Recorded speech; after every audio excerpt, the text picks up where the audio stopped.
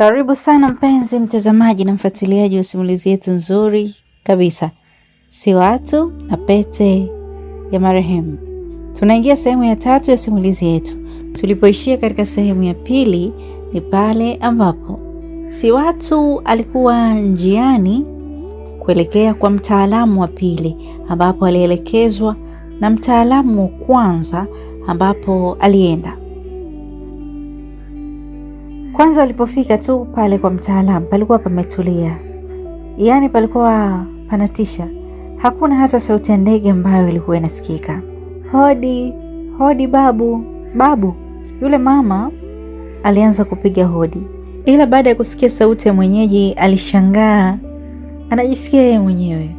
Yaani ule mwangu wa sauti yake akipiga hodi ulikuwa unasikika kutokea ndani, kana kwamba kuna mtu anamuigiza.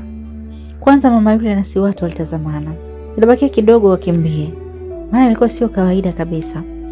Wakiwa pale ghafla walimwona babu kikongwe akiwa anatokea porini, huku kashika sungura na baadhi ya matunda. Alikuwa ni babu mcheshi mno, wala alikuwa hatishi kihivyo kama walivyofikiria. Babu yule aliwachangamkia na kuwakaribisha kwa ukaribu mno. Nafurahi sana leo kupata ugeni, maana ni mwezi sasa sijapokea mgeni yoyote. Eti binti, sio baki huko kuwa mke wangu au? Basi kwa ucheshi babu yule alimtania Si Watu. Kiukweli walimpenda ghafla tu yule babu kwa ucheshi wake. Walikuwa ni wale wa babu wanaopenda kucheka na wajukuu. Babu, kilichotuleta huko ni basi mama yule ambaye kwa pale mtaani alizoeleka kwa jina la Mama Viki kutokana na marehemu mtoto wake kuitwa Viki. Alianza kutoa maelezo, ila kabla hajamaliza kuelezea babu yule alimkatisha. Haina haja ya kutoa maelezo, unajua kilichowaleta. Babu yule aliongea baada ya kumkatisha Mama Viki. Babu, ndo hivyo, mimi pesa nataka kuitoa, ila imekatalia mkononi, sijui unanisaidiaje. Si Watu naye alidakia. Binti, kwa hii dunia iliyojaa dhiki, mateso, manyanyaso na tabu, sidhani kama kuna mtu hata tamani kumiliki pete kama hiyo. Hiyo pete ina faida nyingi kuliko hasara. Hiyo pete hasara yake ni moja tu, ikishikwa na mtu ambaye hatakiwi kuishika. Ila hiyo pete inaweza kukupatia utajiri endapo utaitumia vizuri. Pia ni ulinzi tosha hapo ulipo, hakuna mchawi wa kukugusa. Pia ina uwezo wa kukusaidia kwenye nyakati ngumu kama kupambana na wanyama wakali, majambazi na kitu chochote chenye kudhuru. Je, kwa faida zote hizo bado unahitaji kuitoa? Babu yule akiwa na tabasamu alitoa maelezo mafupi kuihusu ile pete. Kwanza Si Watu na yule mama walitazamana. Kila mtu ile pointi ya utajiri ndio ilimuingia zaidi. Hayo mengine hata hawakuyazingatia. Babu, umesema inaweza kuleta utajiri kivipi? Halafu kingine, hii pete imefikaje kwenye kaburi la mama yangu? Si Watu waliuliza. Hii pete ni vitu vya kale na iliachwa zaidi ya miaka 1000 iliyopita. Pete hii ilitengenezwa na machifu zaidi ya 50. Ni watu wa enzi hizo walikuwa naamini zaidi katika mizimu. Hii pete ilitengenezwa kwa ajili ya watu kuabudu na kuomba kile wanachokitaka. Zaidi ya machifu 50 kutoka makabila mbalimbali walishirikiana kuitengeneza hii pete. Kisha walichunga sanamu na kuweka hii pete juu ya sanamu. Kwa hiyo kupitia hii pete watu walikuwa wanaomba kwa yule sanamu kama Mungu wao, na kweli walikuwa wakipata kile walichokiomba. Kama ni mvua zilikuwa zinanyesha, kama ni magonjwa yanapotea. Lakini bahati mbaya, walipofika wazungu waligundua ile pete imetengenezwa kwa dhahabu, na hapo ndipo uasi ulipoanzia. Maana baada ya kugundulika kwamba ile pete imetengenezwa kimeujiza, wale wazungu waliwatumia baadhi ya machifu wachache kuiba ili wauzie kwa kupewa vitu vya thamani kutoka Ulaya. Na kweli machifu wachache walisaliti wenzao na kuiba ile pete ambayo ilikuwa kama mungu wa makabila zaidi ya 50. Baada ya kuiba walienda kukabidhi kwa wazungu. Bahati mbaya wazungu hao wakiwa wanarudi kwao kupitia ndege walipata ajali huko angani. Ajali mbaya mno, na wote walipoteza maisha na ndege nzima iliteketea kwa moto. Kilichopona kwenye ajali ile ni pete tu peke yake. Wale machifu waliosalia walioibiwa ile pete Walijaribu kutengeneza pete kama ile tena, yenye muujiza kama ile. Walishindwa kabisa. Na hapo ndipo walipoamua kuanza kuomba mizimu yao ili mradi ile pete kokote iliko irudi, ili iwekwe juu ya sanamu. Maana kipindi hicho sanamu ilikuwa haina nguvu tena. Ni kweli ile pete ilikuja kuonekana kimeujiza baada ya miaka kadhaa, na walipoipata kwa mara nyingine, ili sasa kudhibiti mtu mwingine asije kaiba, waliamua kuiweka ile pete masharti yasiyo masharti tu kwa maneno, bali kwa vitendo. Mtu yeyote ambaye amewahi kuua hataruhusiwa kuigusa ile pete. Mtu yeyote ambaye amewahi kupanda ndege hataruhusiwa kuigusa pete hiyo. Mtu yeyote ambaye amewahi kushiriki tendo la ndoa hataruhusiwa kuigusa pete hiyo. Mtu yeyote ambaye amewahi kushika silaha ya moto kama bunduki hataruhusiwa kuigusa. Hayo yote yalikuwa masharti zidi ya wazungu, maana kipindi hicho wazungu ndio walikuwa wanaingia kutawala, na waliweka masharti ili mradi mzungu asije akachukua kitu chao cha thamani.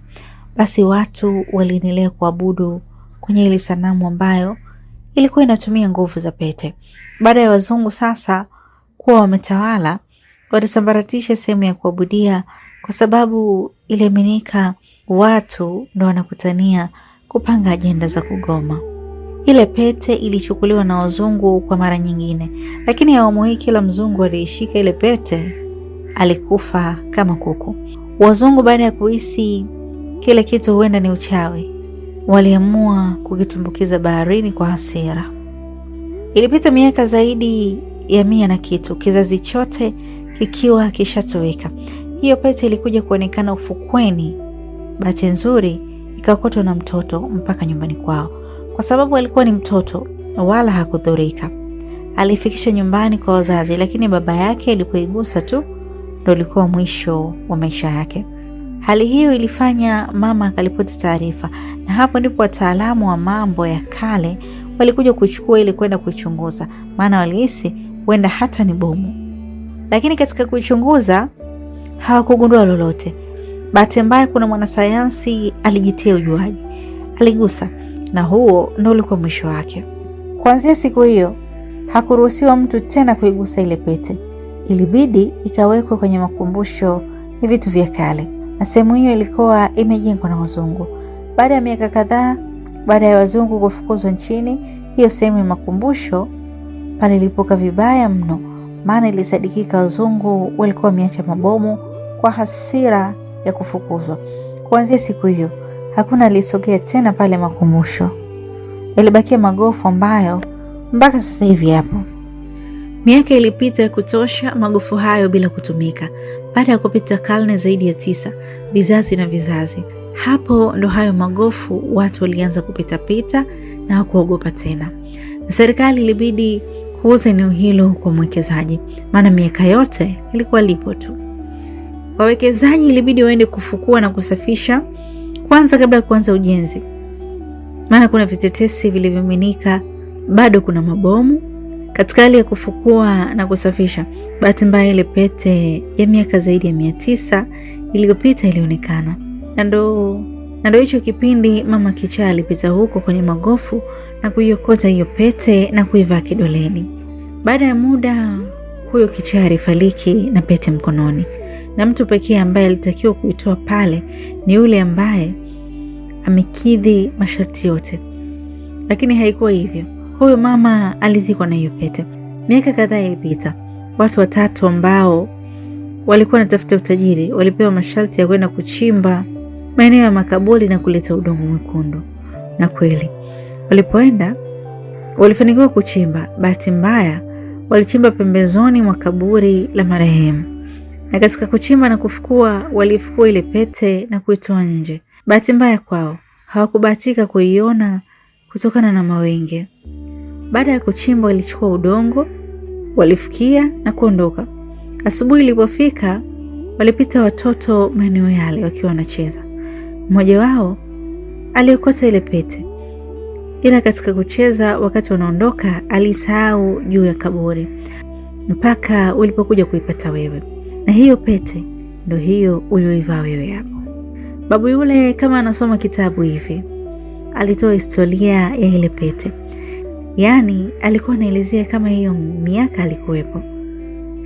Mbona makubwa. Sasa babu, wewe hiyo miaka uliosema zaidi ya 1000 iliyopita ulikuwepo mpaka ukajua haya? Sasa mimi siwezi kukwambia wewe nimejuaje. Kwani unahisi nimejuaje kama kilichokuleta hapa ni hiyo pete? Binti, hii kazi nimeanza nayo nikiwa na miaka 10 mpaka leo. Kwa hiyo usiulize hivyo tena. Yule babu alionekana kutofurahishwa na swali la Siwatu, maana alikuwa ni kama analeta mazoea hivi alafu haamini yale maelezo. Sawa, tumekuelewa babu. Umesema hii pete inaweza kukupa utajiri kivipi sasa? Yaani unaitumiaje mpaka kupata pesa? Ilibidi Mama Viki aulize. Hilo ndio tatizo la binadamu. Ukiambiwa kupata utajiri unataka uletewe pesa kama zilivyo. Sijasema nakuletea pesa, nimesema utajiri. Nakumbuka utajiri hauji kwa kukaa bali kufanya kazi. Kama una kazi yoyote, unatumia hii pete na ukaweka nia na juhudi, ukamuomba na Mungu wako, basi huo ndio utajiri wenyewe. Usitegemee kwamba utalala pete kuletee pesa. Babu yule alizidi kutoa maelezo. Kwa hiyo babu, kwa mfano nauza mboga, nafanyaje ili nipate faida kuletea hii pete? Mama Viki aliuliza. Kwanza wewe usije ukaigusa hii pete. Pili, na wewe binti ulivaa, usije ukashiriki mapenzi ukiwa na hiyo pete mkononi. Pia usije kupanda ndege au kuua ukiwa na hiyo pete mkononi. Utakuwa umekiuka masharti. Sasa babu, nikitaka kuivua nafanyaje? Maana napokuzeeka bila kuolewa kisa tu ninayo hii pete, sio kweli. Kuna njia moja tu ya kuivua hiyo pete. Mtu pekee wa kuitoa hapo mkononi ni yule ambaye ametimiza haya masharti niliyokutajia. Asipo akigusa mwingine kitatokea nilichokwambia. Pia kujitoa mwenyewe huwezi mpaka kutoa mtu. Sasa babu, inatosha. Maelezo niliyowapa unaweza kuondoka. Huwaga sihudumii zaidi ya nusu saa. Labda tupige stori zingine. Wakati Siwatu anajiandaa kuuliza swali jingine, babu yule alimkatisha na hakutaka maelezo mengine. Ilibidi awaambie kina Siwatu waondoke. Kwanza kwa mbwembwe tu na kuatisha alipotea Binvu. Aise, Siwatu na Mama Viki walitoka mle ndani mbio isivyo kawaida. Haya, safari njema, mwasalimie. Basi walishangaa kumkuta yule babu akiwa anawasubiri nje na aliwaaga kwa uchangamfu kama alivyowakaribisha. Wala hakuwadai hata sentimia. Siwatu walitamani kuuliza mengi mno kuhusu ile pete na atakavyoitumia, lakini ndio hivyo, babu alikuwa hataki maswali mengi zaidi. Maana kwa kile alichokieleza aliamini kinatosha kabisa. Safari ya kurudi nyumbani kwa wawili wale ilianza. Hakika walichoka mno. Yaani mpaka wanafika nyumbani miguu kila mtu ilikuwa imevimba.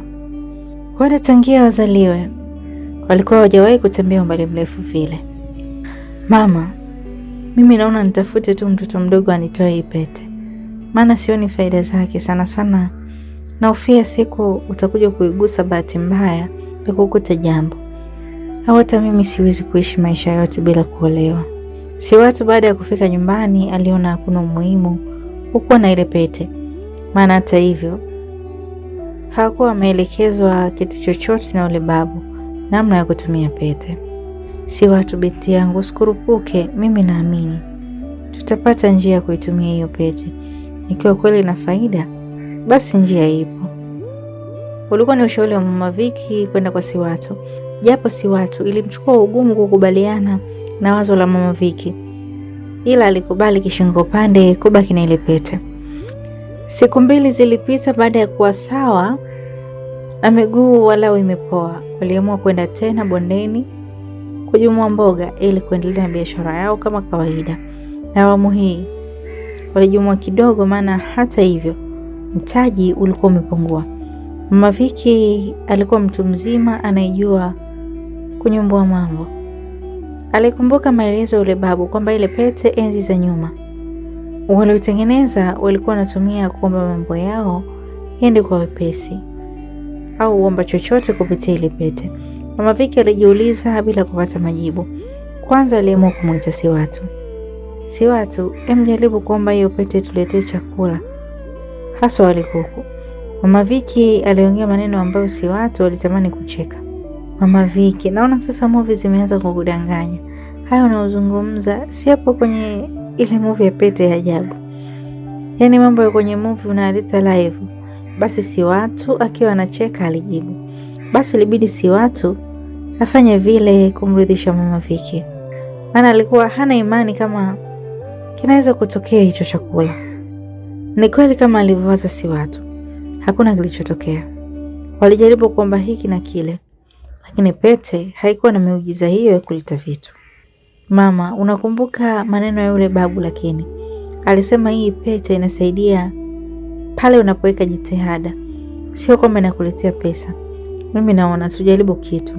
Siwatu alijikuta anapata wazo pale pale. Zile mboga ambazo walikuwa wametoka kujumua, Siwatu aliweka mkono juu ya zile mboga. Ewe pete, saidia biashara hii ya mboga iende vizuri na tukauze kuliko siku zote kupitia wateja wengi. Bila kusahau uwepo wa Mwenyezi Mungu ambaye ndo mkuu wa vyote. Naamini itakuwa hivyo, amina. Siwatu alinuia maneno hayo kwa kuomba. Mama Viki alikuwa anacheka hana mbavu. Yaani alikuwa anaona anachokifanya Siwatu bora hata yeye alivyofikiria mara ya kwanza. Basi ni kweli. Wawili wale waligawana zile mboga. Kila mtu aliweka kwenye beseni lake. Waliingia mtaani kuuza. Kila mtu alipita njia yake. Ilikuwa haijawahi kutokea tangu anza ile biashara mboga kuisha ndani ya nusu saa. Yaani kabla hata hawajamaliza mtaa, mboga zote zilinunuliwa. Siku hiyo hata ambao wanalingaga kununua walinunua. Mboga zako nzuri sana, wewe unaniletea kila siku. Unafunga vizuri mboga zako, hakikisha kila asubuhi unapitisha. Maana napenda mboga za majani. Sikiliza, nakupatia pesa ya mwezi mzima. Hakikisha kila siku unapitisha mboga hapa na utakuwa unamkuta mdada wa kazi. Hayo yalikuwa ni miongoni mwa maneno aliyopewa Siwatu kutoka kwa wateja aliowapitishia siku hiyo mboga. Wengine walimpatia mpaka oda ya kuleta mboga kila siku. Hakika Siwatu alirudi meno yote nje. Alifika nyumbani, alikuta Mama Viki naye mambo kama yalivyomwendea yeye, na yeye ndio hivyo hivyo. Kwanza hawakuamini. Ilibidi warudi tena bondeni kuchukua mzigo mwingine na mkubwa kuliko mwanzo. Walifanya kama walivyofanya mwanzo. Aise, biashara iliitika. Hata hizo pia ziliisha. Yaani zilikuwa zinashambuliwa mtaani mpaka sio vizuri. Siwatu, juhudi zetu zitafanya tuwe matajiri. Hapa ndo nimeelewa maneno ya yule babu, kwamba juhudi zako ndo zitazaa matunda, na sio kwamba pesa itakuletea tu ukiwa umekaa. Umeona Siwatu alitaka kuitupa. Mama Viki alikuwa na furaha kama tayari ndo ameshakuwa tajiri. Yaani alikuwa anaona kabisa utajiri upo usoni mwake endapo tu watakuwa wachapakazi. Sasa tripu zilianza awamu hii. Ilikuwa hakuna kulaza damu. Yaani ulikuwa unarudi mara mbili bondeni kufuata mboga. Ilifika kipindi mpaka wauzaji wengine wa mboga walianza kuona Mama Viki na Siwatu wanatumia ushirikina. Miezi miwili ilipita.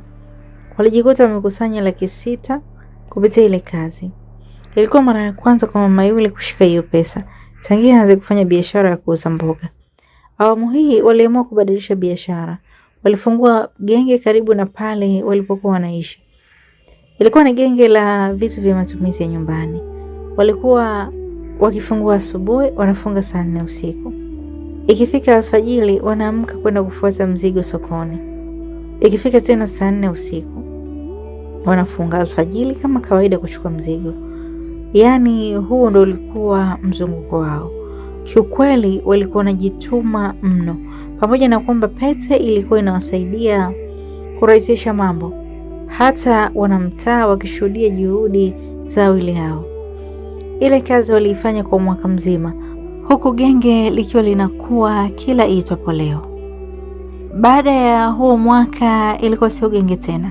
Hapo ilibidi watafute frame na kuweka duka la matumizi ya nyumbani. Upande wa huku kwa kina Mama Idi, wao bado maisha yao yalikuwa tia mchuzi pangu pakavu. Yaani walikuwa wanategemea watoto wao wakaibe, wengine wakadange, wao ndo wapate pesa. Ilikuwa sio mbali sana na mtaa na waishi si watu na Mama Viki. Kwa hiyo yale maendeleo wanayopiga wawili wale akina Mama Idi walikuwa wanaona, Idi, mbona mnakuwa wazembe? Kale katoto kamekuwa na kiburi siku hizi, kisa kile kiduka chao. Hata akasalimii, kwa nini msikafanyie mpango? Kananiuzi ujue, yalikuwa maneno ya Mama Idi kwenda kwa vijana wao pale nyumbani. Yaani akina Mama Idi walikuwa wanajua watoto wao wanafanya uhalifu, ila ndio hivyo, walikuwa hawana namna, na ndo kazi zilikuwa zinafanya wao waende chooni. Kwa hiyo walijikuta wanaosapoti watoto wao kwenye kazi za uhalifu. Idi na genge lake la watu kama 5 hivyo walianza kufanya mkakati wa kwenda kuiba kwenye duka la kina si watu. Yaani ikiwezekana wakaibe kila kitu. Siku ilifika, walielekea dukani na kuiba kila kitu kilichomo ndani. Yaani walisafisha vibaya mno. Bahati nzuri wakina si watu walikuwa wameuza pale dukani siku kama 3 pasi na kwenda kujumua. Kwa hiyo kuna pesa walikuwa nayo mkononi na ndio iliyopona. Ikiwa ni asubuhi na mapema, kina si watu wakiwa wanaelekea kujumua vitu walishangaa wanapigiwa simu na kupewa taarifa za duka lao kuvunjwa. Walipoenda walikuta duka jeupe, yaani kulikuwa hakuna bidhaa hata moja, mpaka pipi wahuni walibeba. Hawa lazima watakuwa wakina Idi. Mbona anatafuta sana hawa? Si watu wakiwa na hasira aliongea. Si watu, ina maana wanawajua mpaka wezi? Mama Viki akiwa na hasira aliuliza. Japo sina ushahidi, ila ni wale wakina brother Idi. Maana sio mara ya kwanza. Yaani hawapendagi kuniona mimi nafanikiwa kabisa. Si watu, katika kitu mimi sikubaliki maishani mwangu, niko mnyonge. Awamu hii subiri. Yalikuwa maneno ya Mama Viki. Basi kila mtu alikuwa anawapa pole kutokana na hasara ile. Wawili wale hawakukata tamaa. Zile pesa kidogo walizonazo, waliamua kwenda kujumua vitu vichache na kuendelea na biashara. Walitengeneza mlango vizuri kabisa na biashara iliendelea. Japo vitu vilikuwa vinahesabika na kama ni hatua, walikuwa wamerudi hatua 100 nyuma, ila hawakukata tamaa. Lile duka waliuza miezi kama 6, walau mtaji uliongezeka na duka lilianza kujaa kama mwanzo. Mpaka mwaka unaisha duka lilikuwa limefurika. Yaani kila bidhaa inayohitajika ilikuwepo.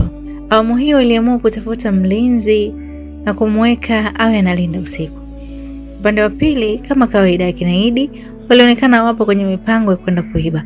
Awamu hii walikuwa wamedhamiria kwenda nyumbani kwa kina si watu wakapole pesa zote. Siku hiyo si watu na Mama Viki kama kawaida walikuwa wamerudi kutoka dukani wakiwa hoi, wamechoka. Hata chakula hakikupikwa kwa sababu walikuwa wamekula huko huko dukani. Waliangalia movie kidogo tu na kulala ili wawahi kazini asubuhi. Lakini yalikuwa majira ya saa 6 usiku, walisikia mlango unagongwa. Nani usiku?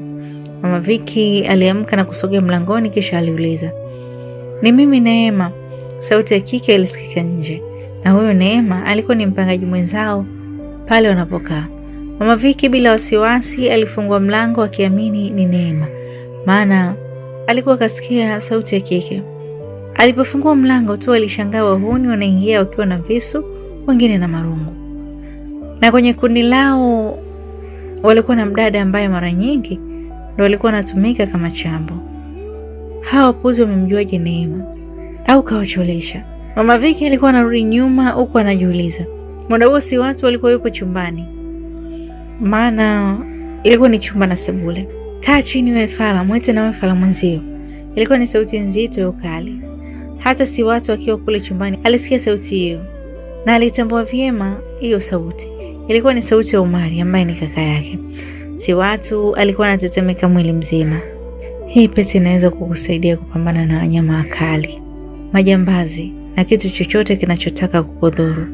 Hayo ni maneno ambayo si watu alikumbuka kutoka kule babu wa mlimani kuhusu ile pete. Siwatu alishika kidole chake chenye pete. Ewe pete, nipatie ujasiri na nguvu ya kuwakabili hawa watu, nipe maarifa. Siwatu akiwa chumbani alijiongelesha. Muda huo kuna mwamba alizama chumbani na kumwambia Siwatu atoke kule nje. Muda huo Siwatu alihisi pete inacheza kwenye kidole chake. Mwili wake uliongezeka uzito. Alihisi kuwa mzito ghafla. We malaya, nasema nenda kakae aliko mwenzako au unadharau? Basi yule mwanaume aliongea kwa kufoka na zile sauti zote Siwatu alikuwa anazijua vyema. Maana wengine walikuwa vijana wa pale mtaani kwao. Siwatu alikaa kimya pasi na kujibu lolote. Basi yule mpuuzi alijaribu kumvuta Siwatu kwa nguvu, lakini Siwatu alikuwa kama gogo lililochimbiwa chini, yaani wala hakutikisika. Unakataa, wewe hujanijua eh? Yule mwamba baada ya kuona hivyo aliamua kuchomoa mkanda kwenye suruali yake ili amtandike Siwatu. Mpenzi mtazamaji na msikilizaji, hii ninayosimulia sio movie ya Kihindi bali ni ukweli wa kile alichokifanya Siwatu. Yule kaka alikula kofi moja mpaka alisi nyumba inazunguka. Yaani alitoka kule chumbani akiwa anatema damu huku anayumba kama kalewa. Siwatu siku huu alikuwa zaidi ya Sandeo au Govinda. Nadhani wale wa movie tunaelewana. Yaani kichapo walichopokea kinaidi walikuwa hawajawahi kupigwa vile tangia wazaliwe. Siku hiyo mali na ubishi wake wote aliachia haja ndogo kwa kile kipigo. Yaani walitoka pale kama wamechanganyikiwa. Kila mtu alikuwa anahisi nyota. Bahati mbaya kuna mmoja wao katika harakati za kujikwamua alikuwa kaigusa pete Siwatu kwa bahati mbaya. Huyo kijana akufika hata nyumbani. Upande wa Idi meno yote ya mbele yalikuwa yametoka baada ya kupigwa ngumi nzito na Siwatu. Yaani kila mtu alirudi na maumivu yake. Akina Idi walifika nyumbani wakiwa hawaamini kama yule ni Siwatu au kuna mchezo umechezeka. Yaani walihisi wanaota ndoto. Palipokucha kuwa asubuhi, watu walikuja kumwokota kijana mtaani akiwa amekufa. Na alikuwa ni rafiki yao na akina Idi. Kutokana na kila mtu alikuwa anajua uhalifu wa vijana hao, waliamini huenda alipigwa kwenye shughuli zao za ujambazi. Kwa hiyo hata kufuatilia askari hawakufuatilia. Lakini ukweli kina umali walikuwa wanaujua na waliamua kukaa kimya. Hasira ambayo familia nzima ya Ustazi Waridi walikuwa nayo dhidi ya Siwatu ilikuwa sio ya kawaida. Yaani kwa kile alichokifanya, kila mtu alikuwa anajiapiza lake kuhusu Siwatu. Mama Idi uvumilivu ulimshinda kwa kile walichofanyiwa kina Idi. Bila aibu, aliamua kwenda pale pale dukani kutoa vitisho kwa Siwatu. Kitu cha kushangaza, Mama Idi akiwa anafoka pale dukani, alishangaa kumwona Siwatu kavaa pete inang'aa. Na pete hiyo mara ya mwisho kuiona ilikuwa ni kwa marehemu Mwamini, na tena alizikwa nayo. Kaitolea wapi? Hii pete Mwamini si alizikwa nayo au sio yenyewe? Mdomo ukiwa wazi, Mama Idi alijikuta anajiuliza maswali ambayo hata hivyo yalikuwa hayana majibu. Mama Idi aliondoka kimya huku akiwa na maswali mengi kichwani. Yaani umbea ulikuwa unamkaba. Alitamani amwambie kila mtu anayekutana naye njiani. Alipofika nyumbani, ule ubuyu ukiwa wa moto, alimwaga kwa wenzake na watoto. Au ndo maana Siwatu ana nguvu za ajabu? Huenda ni ile pete. Lakini jamani, ile pete aliitolea wapi? Si ile pete ilizikwa na mama yake? Idi, una uhakika gani kama ilizikwa? Kujua siku ile pale makaburini wote tulikimbia, alibaki baba yenu ndo alifikia kaburi. Ndo alifikia kaburi lile peke yake. Je, mtajuaje kama alitoa na kwenda kumkabidhi Siwatu? Afu kweli ujue, hilo nilikuwa sijafikiria. Hapa nimepata wasiwasi. Mzee ile siku alitupiga changa la macho. Ile pete alifanikiwa kuichukua. Tunafanyaje sasa? Hapa kinachotakiwa mama, wewe nenda gerezani kamuulize baba kwanza, ili tujue kama ni yeye au kuna miujiza kuhusu ile pete. Wewe nawe unafikiri atakubali basi? Alafu kingine, tangia afungwe hatujawahi kwenda kumuona Yaani hili la pete ndio litupeleke? Bi mkubwa, kama nyie mnaogopa, mimi nitakwenda kumuuliza. Alikuwa ni Idi. Na kweli siku iliyofuata, bila aibu, Idi akiwa kaambatana na Omari walienda gerezani kumwona Ustazi Waridi. Kwanza hata Waridi mwenyewe alishangaa kuwaona vijana wake, maana ni si watu tu ambaye alikuwa anamtembelea pale gerezani. Wengine wote hakuna ambaye alikuwa anakuja kumuona. Waridi alijua lazima kuna jambo tu, sio bure, mpaka kina Idi kuja kumuona. Naona kama maajabu, shida nini? Waridi kwanza bila salamu akiwa anashangaa jinsi kina Idi wasivyo na aibu, nao hawakuwa na shida hata hiyo salamu. Mzee, tuna maswali tunataka kukuuliza. Hivi siku ile kule makaburini, ile pete uliiacha na kuifikia na marehemu, au uliitoa na kuificha sisi tusijue? Maana si watu ule mpuuzi ameonekana nayo. Idi aliuliza swali kwa hasira. Ustazi Waridi hakujibu lolote. Aliondoka kimya kimya, maana aligundua lengo la vijana hao sio kumjulia hali, bali wana shida zao binafsi. Oya Dinki, we mzee. Basi walibaki kumuita pasi na mafanikio. Ustazi Waridi alirudi ndani. Kwa hasira waliamua kuondoka, huku amejaza majawabu kwamba huenda baba yao siku ile alipobaki ile pete alifanikiwa kuitoa na aliwaficha. Wakati wanatoka pale getini, bahati mbaya au nzuri, walimwona si watu kaambatana na Maviki wanashuka kwenye boda. Na si watu ile pete ni kweli alikuwa nayo kidoleni, na ilikuwa inang'aa haswa. Mpaka hapo ndo aliunganisha majibu kwamba ile pete Waridi alimpatia si watu. Mzee Jau kinoma. Yaani vitu kama vile acha kutupa vidume kama sisi, anaenda kumkabidhi mtoto wa kike. Idi alijiongelesha kwa hasira. Bila aibu alimsogelea si watu pale aliposhukia. Si watu alitamani kucheka alipomwona Idi, maana meno yote ya mbele ilikuwa hamna.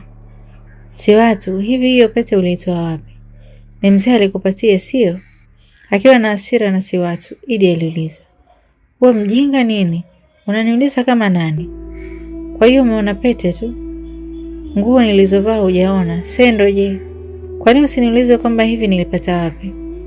Hebu niondoshie upuuzi hapa. Si watu akiwa anajiamini alijibu na kumkonyeza Mama Viki kwamba waingie ndani. Idi na Omari walibaki wanasonya tu pale, huku akijapiza kumfanyia kitu kibaya mno si watu. Si watu siku hiyo alionana na baba yake na alimtambulisha Mama Viki kama ndo mama anayemlea kwa sasa. Walidi ni kweli naye alishangaa kuiona ile pete kwa si watu. Hapo ilibidi aulize, maana mara ya mwisho alikumbuka alifikia.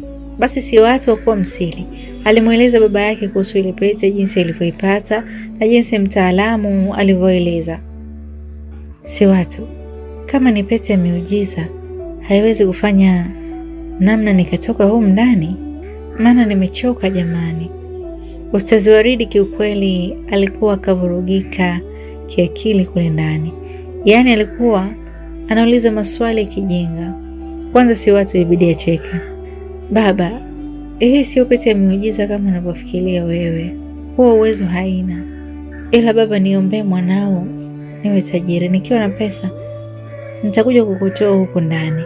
Maana ninachoamini ukiwa na pesa hakuna inayoshindikana. Si watu alimtia moyo baba yake. Baada ya hapo aliondoka yeye na Mama Viki. Siku kadhaa zilipita, huku upande wa kina Idi wakiwa wanapanga mpango mkakati wa kumuua si watu ili waipate ile pete. Siku zilisonga, huku si watu na Mama Viki wakiwa wanaendelea na biashara ya duka. Siku hiyo walichelewa mno kufunga duka. Walifunga karibia saa 5 za usiku. Basi mdogo mdogo alianza kurudi nyumbani, huku wakiwa wanapiga stori za hapa na pale. Maana hata hivyo magetoni kwao ilikuwa sio mbali. Ghafla walishangaa wanazungukwa na kundi la watu zaidi ya vijana 10 na kitu, huku wakiwa na mapanga, wengine sime na marongo. Si watu, kama hutaki kuumia wewe na huyo mama yako, tukabidhi hiyo pete kwa usalama kabisa. Ilikuwa sauti ya Omari. Mimi sina shida, pete tu hii hapa, hivyo mwenyewe. Si watu waliongea kistaarabu, huku akiwa kanyosha kidole kumruhusu Omari hivyo. Kwanza Omari alimgeukia kaka yake Idi ili aone kama inafaa kuichomoa au ni mtego. Idi alitikisa kichwa kwamba asijaribu, maana itakuwa sawa na kusogeza petroli kwenye moto ili kujaribu kama inawaka. Oya Bili, chomoa hiyo pete. Si watu tulie hivyo hivyo. Omari ilibidi amsakizie kijana mwingine ambaye aliona ana modo, kwa sababu katika lile kundi ambalo walikuwa wanajua muziki wa ile pete ni Idi na Omari tu. Basi kijana kuitwa Bili aliona kuwa ni shilingi ngapi kuchomoa ile pete. Si watu naye alikuwa na wasiwasi kwamba anaweza kuruhusu hivi, alafu kumbe huyo anaichomoa akawa ni mtu ambaye anakizi vigezo vya kuishika ile pete. Yaani hajawahi kukutana na mwanamke wala kuoa wala kupanda ndege na masharti mengine. Ichomoe wewe. Mbona unamsakizia mwenzako? Bili, acha undezi, utakufa kama kuku. Mwenzako anaogopa kuichomoa. Wewe ndio unataka uguse, utanasa. Si watu ilibidi arudishe mkono nyuma, maana alikuwa hayupo tayari kucheza ile kamari kuona pete yake imekuwa chanzo cha mtu mwingine kufa. Kijana Bili baada ya kuambiwa vile ilibidi arudi nyuma, maana alikuwa anakumbuka siku kadhaa zilizopita jinsi walivyochezea kichapo kutoka kwa si watu mpaka mmoja wao akapoteza maisha. Bili na yeye anamsikiliza, chomoa hiyo pete. Omari ilibidi amfokea mwenzie. Omari, si uichukue wewe, si watu mwenyewe kakuruhusu. Kwani wewe unaogopa nini? Bili naye hakutaka unyonge. Aisee, kila mtu alianza kumrusha mpira mwenzake. Hakuna ambaye alikuwa anataka kuigusa ile pete. Oya, acheni ufara. Kwani mnaogopa hiyo pete na nini? Basi kuna mwamba ambaye alikuwa kapewa tu dili siku hiyo. Aliongea kwa mizuka.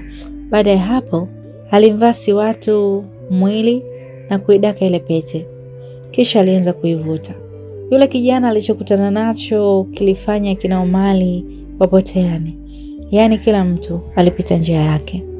Yule kijana alipigwa na shoti kiasi kwamba mwili wake ulichanika vibaya mno. Yaani alikufa kifo cha maumivu kweli kweli. Omari na Idi walifika nyumbani huku wakiwa wanahema. Yaani walikuwa hawaamini kile alichokiona. Hata kusimulia walishindwa. Mapigo ya moyo ndio ilikuwa naenda kasi. Siku hiyo palikucha na mwili yule kijana ulikutwa asubuhi pale pale. Askari walifika kufanya uchunguzi. Kama kawaida, waliandika ripoti kwamba kawawa na majambazi wenzake. Maana kijana huyo alikuwa miongoni mwa vijana ambao majina yao yapo kwenye listi ya ujambazi. Hata ndugu zake hawakuwa na nguvu ya kufuatilia, kwa sababu walikuwa wanamjua mtoto wao kwamba ni jambazi.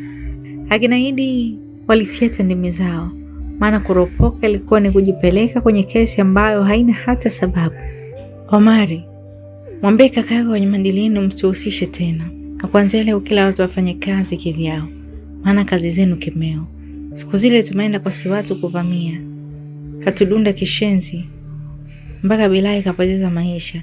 Jana tena tumeenda usivyo na utu, ukataka niishike ile pete ili nife. Yaani kumbe mlikuwa mnajua kwamba si watu ana pete ya ajabu, mkakaa kimya.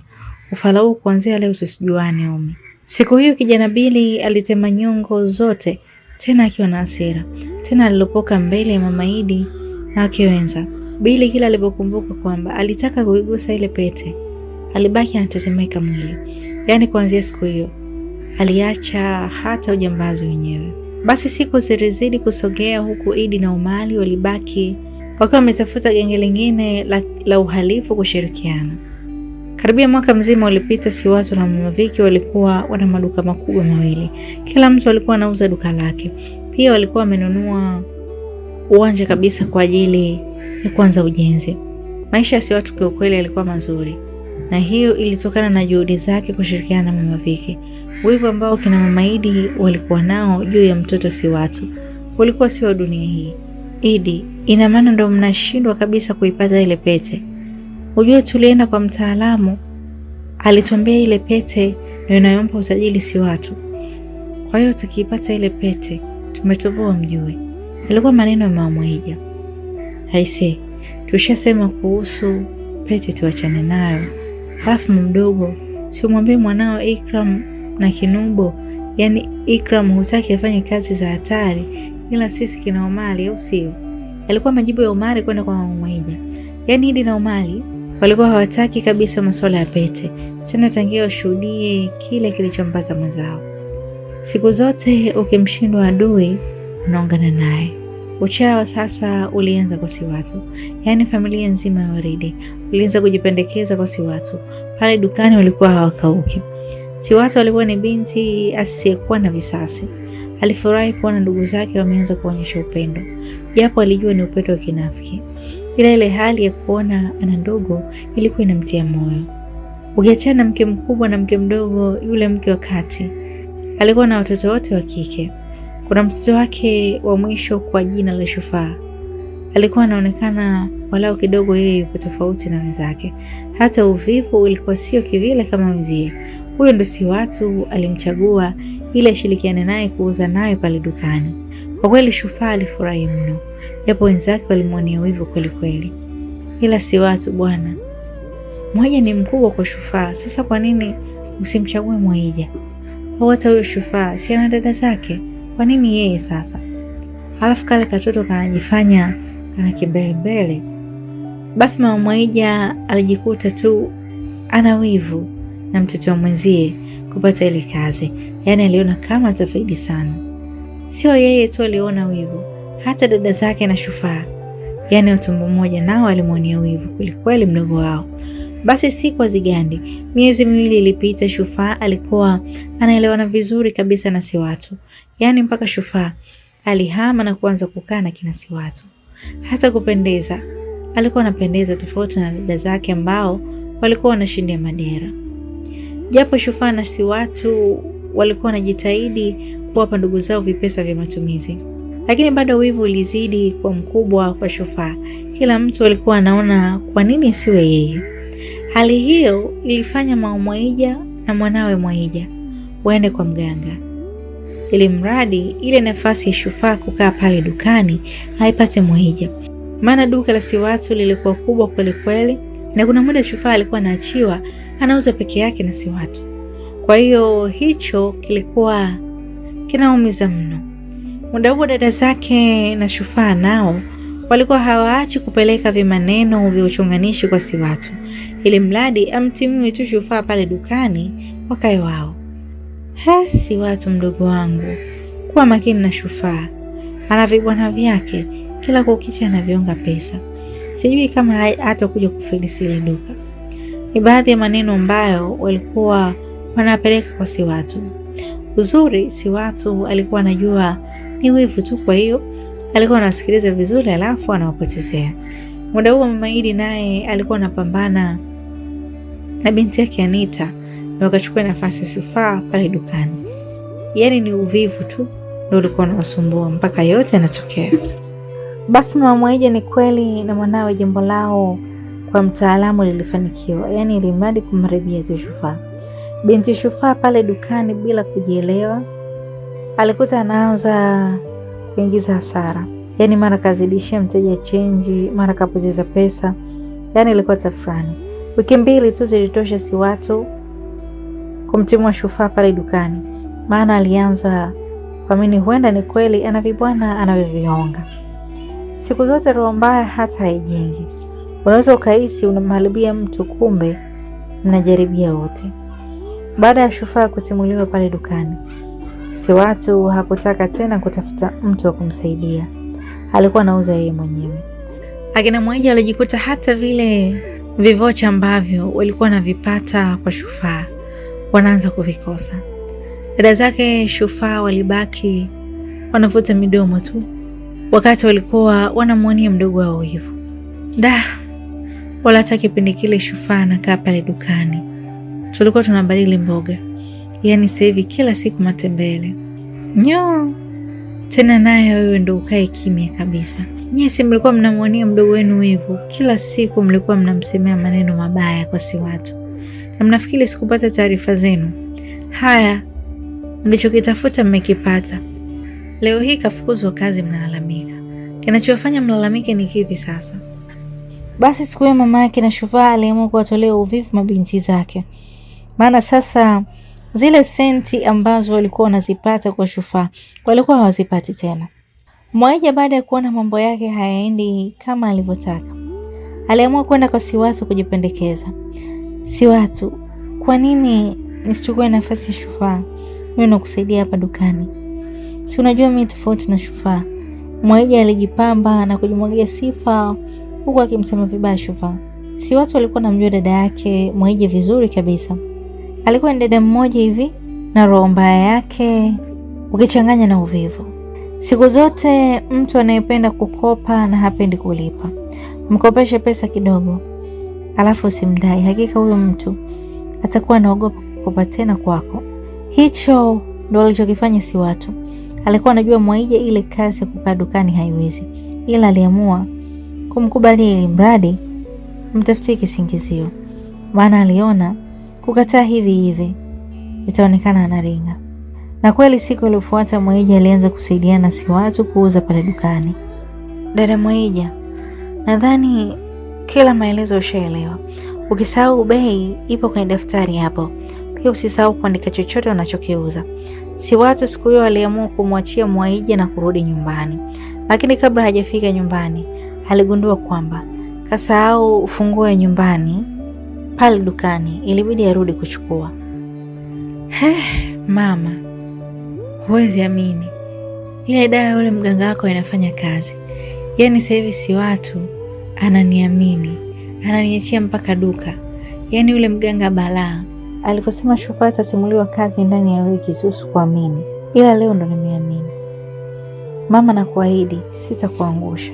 Yalikuwa maneno ambayo Mwaija alikuwa anayaongea kwenye simu na mama yake.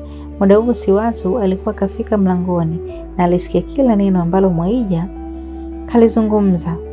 Kwanza Siwatu ilibidi arudishe hatua nyuma ili asije kaonekana kama kasikia. Kweli duniani kuna mambo. Dunia kiukweli simama nishuke. Ndio maana nilikuwa nashangaa Shufaa kawaje, kumbe uchawi. Siwatu alijikuta anamwonea Shufaa huruma. Alikumbuka na siku anayomtimua Shufaa, jinsi dada huyo alivyotia huruma na kutoa chozi. Basi Siwatu alirudi na kuchukua ufunguo kisha aliondoka. Yaani ndani ya wiki moja Mwaija alikuwa kaingiza hasara karibia laki na kitu. Kwanza pale dukani alikuwa hapakaliki. Asisikie kuna shughuli. Basi hata dukani palikuwa hapakaliki. Siku hiyo Siwatu aliamua kumpigia Mama Idi simu. Mama mkubwa, kesho ni Jumapili, kila mtu asiyetakuwepo. Kesho nitakuja, kuna kikao nataka kuongea nanyi wote. Mwambie kila mtu. Yalikuwa maelezo ya Siwatu, na kweli siku zote mwenye pesa ndo mwenye sauti, hata kama ni mdogo. Ilipofika siku iliyofuata, Siwatu aliamua kuropoka kila kitu, yani alikuwa hataki kusubiri siku nyingine. Hivi nyinyi ni ndugu kweli? Inakuwaje umharibie mwenzako kisa tu wewe upate ugali? Uwezo wa kazi hiyo huna. Kwa mfano dada Mwaija alienda kwa mganga ili tu amharibie Shufaa. Na kweli mwenzake alibolonga kazini akapata yeye. Sasa cha ajabu kazi yenyewe haiwezi. Kuto kuzurura pale dukani hapakaliki. Yaani kwangu mimi inakuwa haina maana tena kwamba kuna mtu anasaidiana naye. Siwatu walimwaga ubuyu wote. Ukisikia ngumi kuzichapa, siku hiyo Mama Shufaa na Mama Mwaija walizichapa haswa. Huko Shufaa naye akiwa amekwindana na Mwaija. Siwatu hakutaka kuendelea kukaa pale baada ya kuwa amemwaga petroli kwenye moto. Aliacha sasa watu watoane damu. Siku hiyo ilipita huku kila mtu akiwa kamtamkia mwenzake kuwa undugu umeisha. Yaani ilikuwa ni vita. Siwatu alikuwa hataki tena kushirikiana na ndugu yoyote pale dukani, maana aliona itakuja kumletea matatizo. Maisha yaliendelea kwa Siwatu huko, biashara ikiwa inakuwa, maana kipindi chote hicho yeye na Mama Viki kila mtu alikuwa anasimamia duka lake. Siwatu kila anapopita alikuwa anaonekana ni mtoto wa kitajiri kutokana na ile pete kidoleni mwake, maana ilikuwa inang'aa kama dhahabu kabisa. Kila mtu aliamini ile ni dhahabu pure. Binti, samahani, hiyo pete ulinunua shilingi ngapi? Basi siku hiyo Siwatu akiwa anatembea taratibu, ghafla kuna kaka alipaki gari na kumwita Siwatu kisha aliuliza, milioni 100 nilinunua. Siwatu hakutaka kujishusha. Alijibu kiwepesi tu, imekupendeza kwa kweli. Vipi, unaweza kunihusia? Nitakupa milioni 200. Yule kaka aliongea. Kwanza si watu, mapigo ya moyo yalienda kasi, maana ile pesa alikuwa anaisikia tu namba zikitajwa. Hapana, hii haiuzwi. Si watu kwa kujiamini kama mtoto akishua, alijibu. Milioni 300 je, au 400? Bila shaka ule kaka alikuwa bilionea, maana zile pesa alivyokuwa anazitaja. Si watu kiukweli alipagawa na zile pesa. Ngoja nikafikirie, nipe namba yako. Si watu alijibu, na kweli alipewa namba na kuondoka, huku akiwa haelewi anafanyaje, maana kuitoa pete alikuwa anahofia atamua kaka wa watu. Ile pesa alikuwa anazitamani. Si watu aliondoka, huku lile swala akiwa kapagawa nalo. Alikuwa anataka kwenda kumshirikisha Mama Viki ili aone watafanyaje, lakini huku nyuma yule kijana alionekana kucheka kweli kweli, huku akiwa anapiga simu sehemu. Bosi, huyu binti kaingia mkenge tayari, na anasema ile pete alinunua milioni 100, na nimeangalia kwa ukaribu, ni dhahabu pure kabisa. Kijana yule alionekana anatoa maelezo kwa mtu ambaye alikuwa kamsevu bosi. Enoch, hakikisha ule mzigo tunaupata, fanya juu chini, mzigo upatikane kama tulivyokubaliana. Yenu 40%, yangu 60. Yalikuwa maneno kutoka upande wa pili. Basi kijana huyo kwa jina la Enoch alitikisa kichwa. Upande wa huku kwa si watu, baada ya kumfikishia zile taarifa Mama Viki, kiukweli naye alipagawa, ila akiwa kama mtu mzima. Kuna machali alimcheza. Si watu, huyo kijana umewahi kumwona? Na yeye hiyo pete ameiona leo tu au amewahi kuiona? Kiukweli mama, mimi hata sijui, nimeshangaa na niita tu kwenye gari. Si watu, hao ni matapeli. Siku hizi hapa mjini kuna matapeli wa kila aina. Haiwezekani pete muombea ulinunua milioni 100 yeye aseme muuzie. Kwa nini asiende kununua ulikonunua wewe? Kama shida ni hiyo pete, huyo ni tapeli. Hata hilo gari unalosema la kifahari huenda kaazima. Mama Viki aliongea maneno ambayo si watu aliona ni ukweli, maana hata alipovuta picha ya kaka yule alikuwa haonekani kama ni tajiri. Mama, mimi naona tufanye kitu. Kama anataka kutapeli, basi inabidi wao ndo watapeliwe. Kuna mbinu nimepata. Yalikuwa maneno ya si watu. Je, ni mbinu gani hiyo si watu kaipata? Mbinu gani hizo? Mama, we subiri, mbinu itakuja kufuatana wao wanatakaje. Basi si watu walichomwa simu na kumpigia ule kaka na kumwambia amekubali kufanya biashara. Walikubaliana sehemu ya kukutana, huku si watu wakiwa wamemwambia waje na pesa taslimu. Ni kweli siku iliyofuatia majira ya jioni, si watu wakiwa na Mama Viki walikodi gari, maana walikuwa hawataki kwenda kinyonge wasije kushtukiwa. Si watu alikuwa kamchukua na mtoto mdogo wa jirani yao ambaye walikuwa wamezoeana. Ni kweli walifika eneo la tukio, ilikuwa ni kwenye pub moja hivi. Kwanza baada ya kuingia pale ndani, palikuwa pametulia kweli kweli. Yaani siku hiyo ni kama wateja walikuwa wameambiwa huduma hakuna. Si watu, Mama Viki na ule mtoto waliingia ndani, na lengo la si watu kwenda na mtoto ni kwa ajili ya kuichomoa ile pete. Maana mtu pekee wa kuivua alikuwa ni yule ambaye masharti yanamruhusu. Si watu walishangaa baada ya kuingia tu mle ndani, kabla hata plani yake haijaanza. Milango ilifungwa na mziki mkubwa uliwekwa. Baada ya hapo, alijitokeza yule kijana akiwa na vijana wengine 4. Bosi wao akiwa 5. Binti, karibu kwenye himaya yangu. Kwa hiyo umezifuata milioni 400, sio? Hatutaki kupoteza muda. Tupatie hiyo pete. Yule bosi wao macho yakiwa yanamtoka alizungumza. Pesa ziko wapi? Kwanza mnionyeshe kabla sijawapa pete. Si watu kwa kujiamini aliongea. Enoch, muonyeshe hizo pesa. Bosi yule akiwa anacheka aliongea. Basi ni kweli. Kijana Enoch alifungua briefcase na kumwonyesha si watu zile pesa.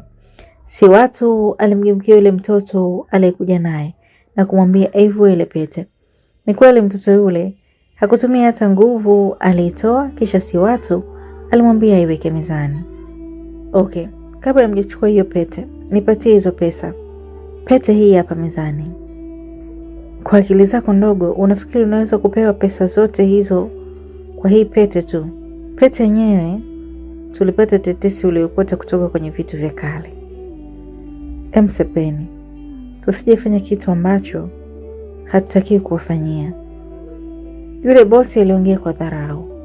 Hapo si watu ndo walijua kumbe wale watu walikuwa wanamfuatilia muda mrefu. Si watu basi alinyosha ile chukue pete yake. Yule baba alimkanyaga si watu na teke zito, kisha ile pete alichukua yeye. Kile kilichomkuta yule bosi kwanza kilifanya vijana wake wakimbie kama wamechanganyikiwa. Maana yule baba alipigwa shoti kiasi kwamba mpaka ukuta ulichanika. Yaani damu tu ndo zilionekana kumvuja. Sikiliza. Ili upone, nitajia namba yako ya siri ya benki. Yule baba akiwa anataabika, anaelekea kukata moto. Mama Viki alimshika na kumuuliza. Basi kwa tabu mno akiwa anatapika damu, baba wa watu alitaja namba ya siri ya benki, akiamini kweli atapona. Lakini haikuchukua hata dakika moja, alipoteza maisha. Vijana wake walikuwa wamepita njia ambazo hata zieleweki. Hata zile pesa walikimbia nazo. Si watu alichukua pete yake na kuivaa, huku Mama Viki akiwa kachukua wallet ya yule baba. Baada ya hapo haraka haraka waliondoka eneo la tukio. Si watu, tunafanyaje? Yule baba kanitajia namba ya siri. Kadi ya benki hii hapa, tunafanyaje? Ujue huu ndo utajiri pia. Naona humu kuna vitambulisho vyake. Basi baada ya kufika nyumbani, Mama Viki alimuuliza si watu. Mama, hapa tukifanya tofauti tunanaswa. Inabidi tumtumie mtu. Mtu gani sasa? Hapo itajulikana kufika kesho. Basi walikubaliana hivyo kwamba ile kadi na namba ya siri wampatie mtu akatoe pesa. Maana akienda wao itakuwa balaa. Bahati mbaya siku hiyo kama mkosi tu, duka la si watu lilivunjwa. Vitu karibia vyote viliibiwa. Mlinzi wa pale dukani alikuta amewekwa kwenye mfuko akiwa amepigika haswa. Ila kwa maelezo aliyoyatoa yule mlinzi, si watu alivyo moja kwa moja, ile kazi ni kinaidi wameifanya. Naona ameanza kunizoea sasa. Subiri awamu hii, sifanye huruma tena. Kiukweli siku hiyo si watu alikasirika mno. Maana karibia duka zima lilikuwa limeibiwa. Mama Viki, hapa nimepata plani. Hii kazi tumpe kaka Idi. Idi tena. Lakini si umesema huenda ndo aliohusika kuiba dukani. Ndio maana nataka hii kazi tumpe yeye. Japo sijajua plani yako, ila nahisi tunacheza kamari hivi. Walikubaliana hivyo. Siku hiyo mchana si watu walienda mpaka nyumbani kwa kina Idi. Na kweli alikuta wamekaa kifamilia wanakula chakula cha mchana. Si watu walimuita Idi pembeni. Bila shaka Idi alijua anataka kuulizwa kuhusu duka kuibiwa. Si watu, mimi sijui lolote. Nasikia umeibiwa. Mimi sijui lolote. Kama ndo hayo nataka kuniuliza. Idi kabla hata hajaulizwa alianza kujihami. Sio hayo kaka. Nasikia walioiba wanatoka mtaa wa kona ya zamani. Mimi nataka nikupe sudili. Si watu waliongea akiwa na tabasamu. Basi Idi alisogea pembeni. Sikiliza bro. Kwenye hii kadi kuna pesa kama milioni 500 hivi. Na kutuma ukanitolee benki pesa zote zilizomo. Nitakupatia milioni 50 cash. Mimi nahofia nikienda tu benki itanikata deni lao. Alafu kingine hii pete haitaki benki kabisa. Si watu aliyepangilia maneno kweli kweli. Ili alivyomvivu hata kufikiria lile dili hakutaka. Hata kuambia kina mama zake aliona wataharibu kila kitu. Yaani linda ndani na kuvaa shati mpaka benki. Idi, ukifanya dhulma yoyote na kwa pia unakufa, kesho ifiki. Nadhani hii pete unaijua. Hivyo vilikuwa vitisho kutoka kwa si watu ambavyo Idi alikuwa anatembea navyo kuelekea benki. Kwa kujiamini alifika benki, alichukua fomu ya kujaza maelezo ya kutoa pesa. Taarifa zote alikuwa akapewa na si watu. maana taarifa walikuwa wamezipata kupitia ile wallet waliochukua ambayo ilikuwa na vitambulisho. Idi alifanikiwa kuchomoa pesa kama milioni 200 na pesa zilizosalia baada ya kuchomoa zile zilikuwa milioni kama 70, ambapo benki walimwambia wameishiwa keshi aende benki nyingine. Kwa hiyo akaunti nzima ilikuwa na milioni 270. Idi kwanza alienda na zile pesa mpaka nyumbani kwa Siwatu. Hata Siwatu hakuamini kama kweli Idi kaja na zile pesa. Idi, unasema zimesalia milioni 70. Sasa hizo ndo zako. Nenda kazitoe. Siwatu akiwa anatetemeka alimwambia Idi, na kweli Idi kama kichaa alienda benki nyingine na kuzichomoa zile pesa zote milioni 70. Huku upande wa Siwatu na Maviki, kwanza pale walipokuwa wanakaa waliondoka muda ule ule na kwenda kulipia kwenye moja ya hoteli ya kifahari iliyojificha, kisha walitulia. Hata simu zao walizima kabisa, maana ile pesa ilikuwa nyingi mno mpaka walikuwa wanatetemeka. Huku kwa Idi, baada ya kuichomoa ile milioni 70, Mwamba alinyosha mpaka kwenye showroom za magari. Yaani alinunua gari na milioni 30 cash. Siku hiyo pale nyumbani kwa Ustaz Waridi ilikuwa sherehe, japo hakuna aliyekuwa anajua Idi kazitoa wapi zile pesa, ila waliweka sherehe. Pia Idi hakutaka kuwapa siri ya lile dili, maana aliamini kila mtu ataenda kwa Siwatu kupeleka domo lake. Basi siku hiyo ilipita. Zilipita siku zingine kama 2 hivi. Idi alikuwa anapita tu na gari lake kitaani. Yaani toto zilikuwa zinashoboka kuliko kawaida. Ilikuwa ni jioni, Idi akiwa anajiandaa kuondoka na gari yake kwenda kula bata, huku akina Mwaija wakiwa wanafuata nyuma. Ghafla defender ya askari ilitia timu pale nyumbani na kumnasa Idi. Unashutumiwa kwa kosa la kumuua Mr. Vidox, mkurugenzi wa video mining, na kisha kuitumia akaunti ya benki yake kama yako na kutoa pesa zote. Hayo yalikuwa maelezo kutoka kwa askari. Oe, mimi sihusiki. Kila kitu nilipewa na Siwatu. Hawa hapa mashahidi. Idi akiwa kapanic alilopoka, huku akiwa na wataja akina Mwaija kama mashahidi, maana siku ile Siwatu wanamuita walikuwepo. We kaka, usituingize kwenye mambo yako. Huko sisi tulikuwepo wapi? Aise, siko kufanyani miti yote uteleza. Akina Mwaija walimkataa kama sio wao ambao walikuwa wanampepelea na kumfuata nyuma. Idi alipelekwa mpaka kituoni, huko virungu vikiwa vinamshukia. Alijaribu kumtaja Siwatu, lakini ushahidi ulimuonyesha yeye ndo alitoa pesa benki. Pia bahati mbaya walimkuta na ile kadi ya benki ya marehemu na vitambulisho. Kwa kuwa Siwatu naye alikuwa katajwa kwenye msala ule, ilibidi atafutwe. Na kweli Siwatu alipatikana baada ya siku 2 na alijileta mwenyewe kituoni baada ya kusikia anatafutwa. Siwatu baada ya kuwasili kituoni alimkataa Idi kama hamjui. Alikuwa anatoa mpaka machozi. Afande, hata wanamtaa wangu mashahidi, huyu ni kaka yangu, lakini walivyo na roho mbaya wasivyonipenda, kila hatua ninayopiga narudishwa nyuma. Juzi tu wamekuja wamebomoa duka langu na kunibia kila kitu. Yote hiyo anafanya hivyo ili mradi kunikomoa na kuendeleza roho mbaya yake. Siwatu akiwa na mwaga machozi alijitetea. Afande, huyo muongo, mwangalia na pete ya ajabu ndio anayoitumia kuua. Anayo hapo kavaa. Bila hata kuchunguza, Idi alilopoka. Basi askari walimkagua Siwatu, alikuwa hana pete yoyote ile mkononi. Bila shaka Siwatu alikuwa kaiacha. Yaani ni kama alipigwa na machale. Mpaka hapo askari waliamini Idi hana akili vizuri, halafu ni muongo. Walienda kupeleleza na kile alichokisema Siwatu. Walikuta ni kweli duka lake limevunjwa na kuibiwa, na kwa maelezo ya wanamtaa ilikuwa sio mara ya kwanza binti huyo kuibiwa. Idi alijikuta anaenda kwenye debe, huku ikiwa imeamuliwa kwamba familia yake inabidi ilipie pesa zote mtoto wao alizozitoa benki, yani pesa za watu bila ya huruma. Eneo lote la Ustaz Walidi lilipigwa mnada ili kufidia pesa ya watu alioiba Idi. Maana hata hivyo wanamtaa walithibitisha kwamba familia hiyo wote ni wezi.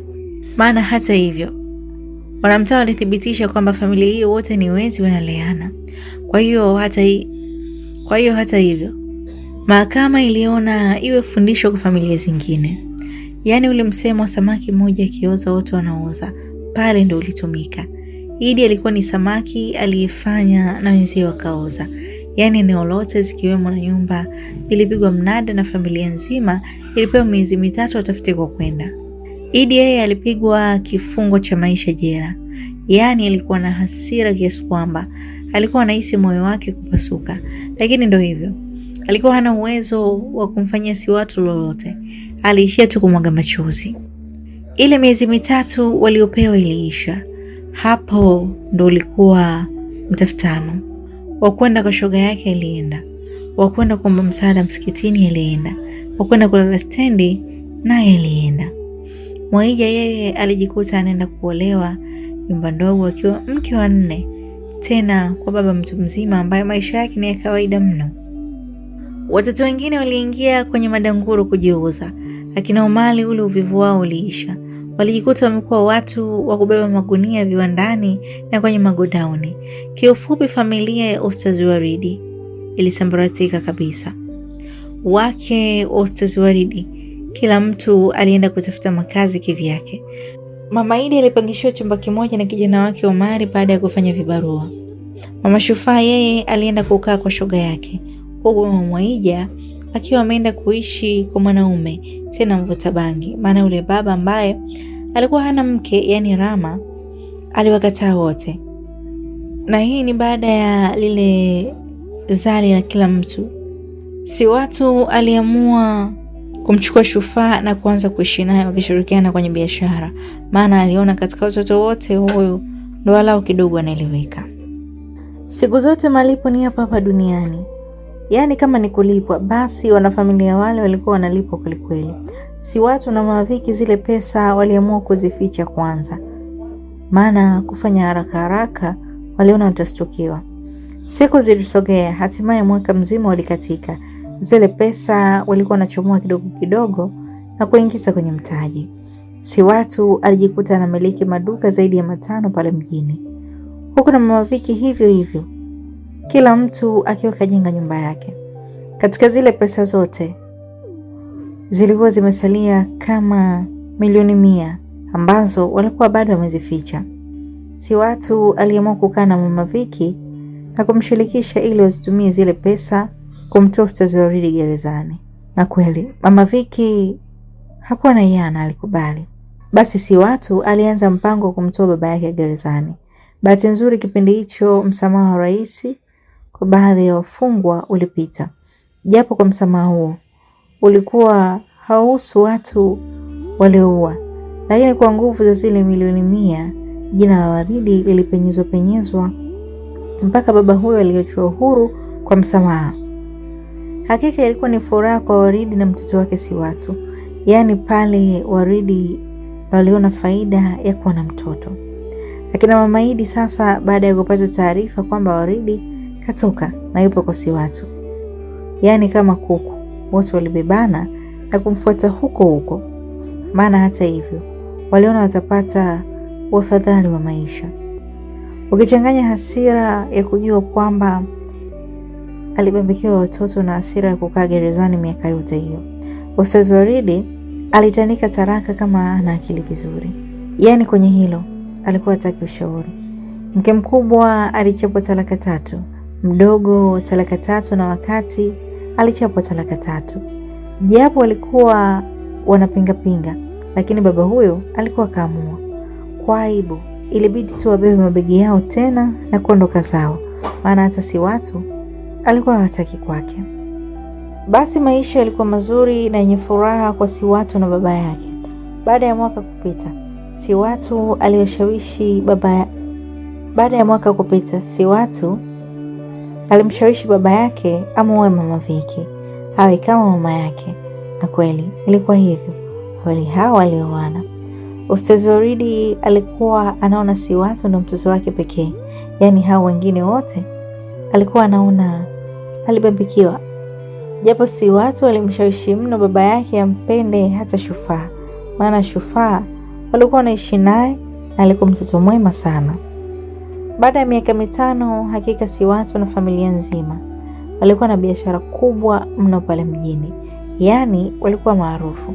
Siwatu aliona muda wa kuitoa ile pete umefika. Kama kawaida, alitafuta mtoto, alimvua ile pete.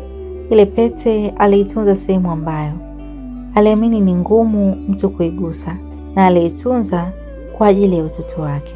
Baada ya miezi kadhaa, Siwatu walipata mchumba na kuolewa naye. Akina Mama Idi na watoto wao walikuwa wanaangalia tu kwenye TV taarifa kuhusu kina Siwatu, maana walikuwa ni watu maarufu. Misonyo na lawama vilibaki sehemu ya maisha yao, ila na vilikuwa havisaidii kitu. Mpenzi mtazamaji na mfuatiliaji ambaye tulikuwa wote kuanzia mwanzo mpaka mwisho wa simulizi hii, natumaini umejifunza kitu kikubwa sana kupitia simulizi hii toka mwanzo mpaka hapa tulipotia nanga. Ila kubwa zaidi ni kwamba malipo ni hapa hapa duniani, na siku zote mwisho wa ubaya ni aibu, na mwisho wa uvivu ni kudhalilika. Nikukumbushe sana, usisahau kusubscribe kisha bonyeza alama ya kengele ili uweze kuendelea kupata simulizi zetu kwa wakati sahihi.